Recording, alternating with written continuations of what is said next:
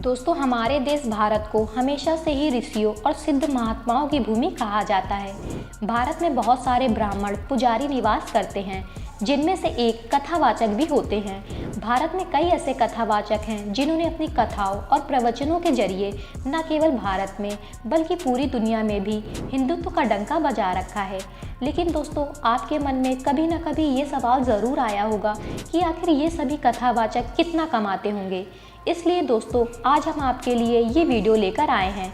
इस वीडियो के माध्यम से आप जानेंगे कि आखिर ये कथावाचक महीनों का कितने रुपए कमाते हैं।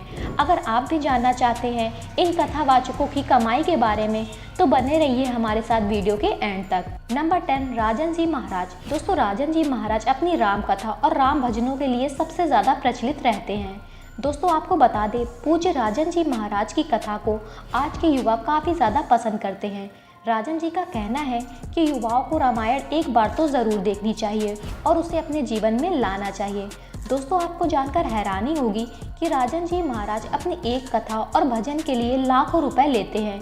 एक रिपोर्ट के मुताबिक ये महीने में लगभग 12 लाख रुपए तक कमाते हैं। नंबर 9, स्वामी रामभद्राचार्य महाराज। दोस्तों, स्वामी रामभद्राचार्य जी का वास्तविक नाम गिरधर मिश्रा है। जब उनकी उम्र महज 2 साल की थी, तभी वो दृष्टिहीन हो गए थे, क्योंकि उनकी आंखें ट्रिकोमा रोग से संक्रमित हो चुकी थी। आपको बता दें, इनका जन्म 14 जनवरी साल 1950 को उत्तर प्रदेश के जौनपुर जिले में हुआ था। दोस्तों, आपको बता दें, स्वामी जी कुल 22 भाषाएं बोल सकते हैं और इसके साथ साथ उन्होंने 100 से अधिक पुस्तकें भी लिखी हैं। स्वामी जी को 2015 में भारत के दूसरे सर्वोच्च सम्मान पद्म विभूषण से सम्मानित भी किया गया था। अब अगर बात करें इनकी कमाई की, तो सोशल मीडिया के अकॉर्डिंग ये हर महीने लगभग 5.5 लाख रुपए कमा लेते हैं। नंबर 8, देवी चित्रलेखा जी।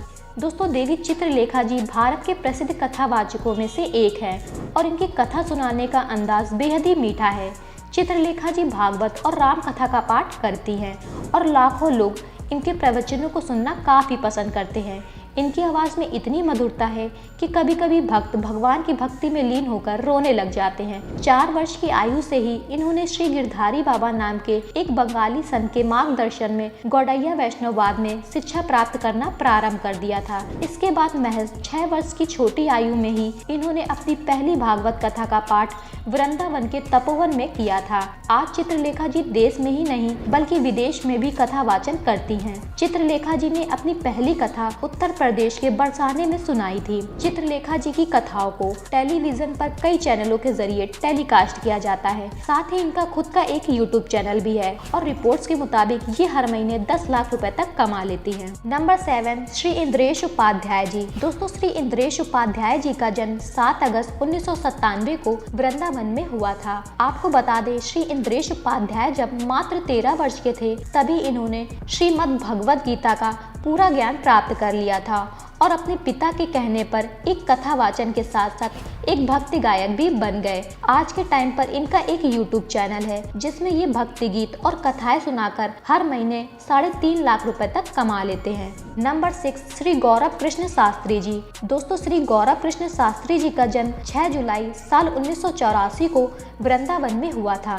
इनकी कथाओं और प्रवचनों को आस्था और अध्यात्म जैसे धार्मिक टीवी चैनलों पर टेलीकास्ट किया जाता है और इन्हें श्रीमद् भगवद गीता का ज्ञान होने के साथ साथ संस्कृत भाषा का भी काफ़ी अच्छा ज्ञान है। आपको बता दें कि गौरव कृष्ण शास्त्री जी ने महज 18 साल की उम्र में ही श्रीमद् भगवद गीता की पहली कथा की थी और पहली कथा के दौरान ही इन्होंने जनता का ध्यान अपनी ओर इतना आकर्षित किया कि उनकी ये कथा लगभग 7 दिनों तक चलती रही थी। आपको बता दें कि इनका एक यूट्यूब चैनल है और रिपोर्ट्स के मुताबिक ये अपने यूट्यूब चैनल से हर महीने 3 लाख रुपए तक कमाते हैं। नंबर 5, श्री देवकी नंदन ठाकुर जी। दोस्तों, श्री देवकी नंदन ठाकुर जी का जन्म 12 सितंबर साल 1978 को वृंदावन में हुआ था और ऐसा बताया जाता है कि महज 13 साल की उम्र में ही इन्होंने श्रीमद् भगवद गीता का सारा ज्ञान प्राप्त कर लिया था। आपको बता दें कि श्री देवकी नंदन ठाकुर जी केवल भारत में ही नहीं बल्कि Hong Kong, Malaysia, Sweden, Denmark, Norway जैसे बड़े बड़े देशों में भी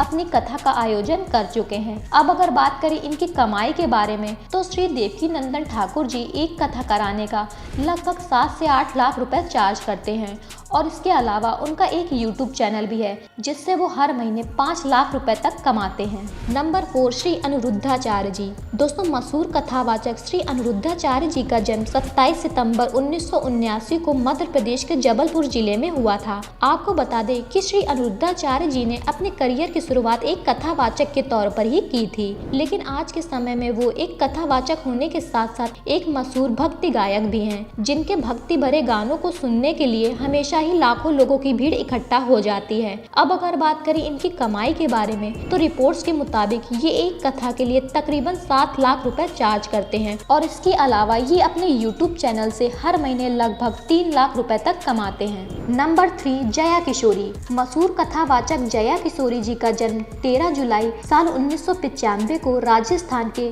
सुजानगढ़ में हुआ था और इनका असली नाम जया शर्मा है। दोस्तों, जया किशोरी जी के बारे में ऐसा बताया जाता है कि जिस उम्र में बच्चे अपनी पढ़ाई या खेलकूद करते हैं, उस उम्र में जया किशोरी लोगों को भगवत गीता आदि की कथाएं सुनाया करती थी।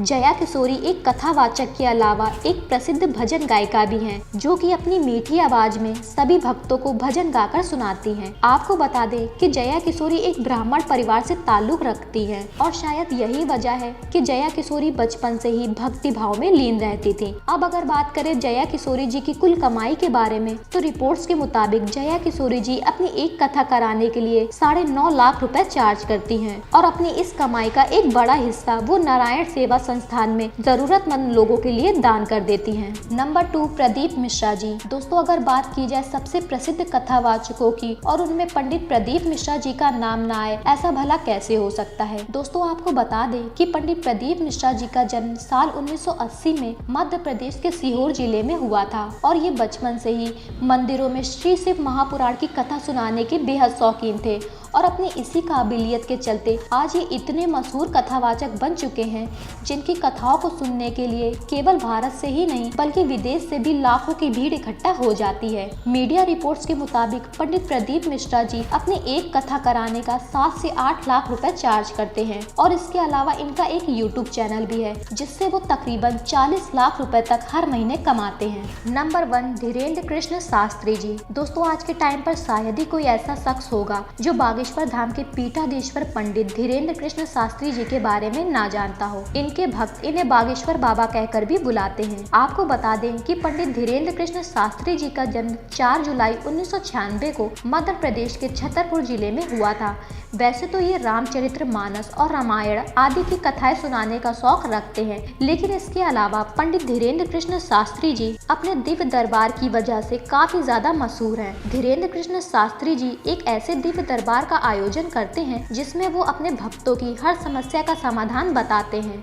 इस दिव्य दरबार की सबसे बड़ी खासियत ये है कि धीरेन्द्र कृष्ण शास्त्री जी अपने भक्तों के बिना बताए ही उनकी समस्या जान लेते हैं और उसका उपाय एक पर्चे में लिखकर दे देते हैं। हालांकि ऐसा करने से वो कई बार विवादित बयानों में भी नजर आ चुके हैं, लेकिन अपनी इसी खासियत के चलते धीरेन्द्र कृष्ण शास्त्री जी इतने प्रसिद्ध कथावाचक बन चुके हैं कि आज के समय में न केवल भारत से बल्कि पूरी दुनिया के कोने कोने से लोग उनके दिव्य दरबार में दर्शन करने आते हैं और बड़ी श्रद्धा के साथ उनकी कथाएं सुनते हैं। अब दोस्तों, बात करें इनकी कमाई की, तो रिपोर्ट्स के मुताबिक ऐसा बताया जाता है पंडित धीरेन्द्र कृष्ण शास्त्री जी हर महीने अपने यूट्यूब से तकरीबन 20 लाख रुपए तक कमाते हैं। तो दोस्तों, ये थे भारत के 10 सबसे प्रसिद्ध कथावाचक। वैसे आप इनमें से किस कथावाचक को सबसे ज्यादा पसंद करते हैं, कमेंट में जरूर बताइएगा। और वीडियो थोड़ी भी अच्छी लगी हो तो वीडियो को लाइक करके चैनल को सब्सक्राइब करना बिल्कुल मत भूलें। मिलते हैं आपसे एक नई वीडियो के साथ। Thank you for watching.